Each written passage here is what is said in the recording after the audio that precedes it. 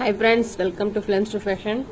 So இப்போ நீங்க என் கையை பார்த்துட்டு இருக்கீங்க விரல்கள்ல இந்த மோதிர விரலும் சுண்டி விரலும் பார்த்தீங்க அப்படின்னாக்க நல்ல முழுக்கட்ட மாதிரி இருக்கு பாருங்க.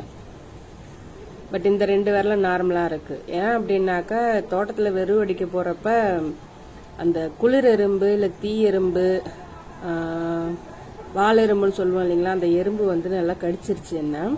ஸோ அந்த எறும்பு கடிச்சா ஒன்றும் பண்ணாது, ஆனால் சம்டைம்ஸ் சிலருக்கு வந்து அலர்ஜியாக இருக்கும். இது ஒரு அவேர்னஸ்க்காகத்தான் சொல்கிறேன்.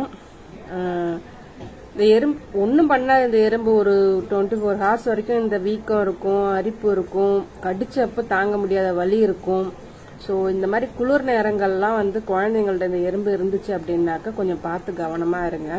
பெரியவங்களாலே தாங்க முடியாது. என் மோதிரம் எவ்வளோ டைட்டாக ஆயிடுச்சு பாருங்க, அந்த அளவு வீங்கிடுச்சு. ஸோ அந்த எறும்பு கிட்ட இருந்து கொஞ்சம் பார்த்து இருங்க.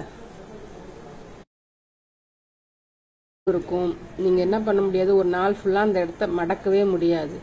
ஒரு மாதிரி மறுத்து போன மாதிரி ஃபீலிங்கா இருக்கும். எந்த ஒரு வேலையும் செய்ய முடியாது உங்களால. ஸோ கொஞ்சம் அலர்ஜிக்கா ஃபீல் பண்றேன். எனக்கு ஒன்றும் ஆகாது, நான் நிறைய கடி வாங்கியிருக்கிறேன்.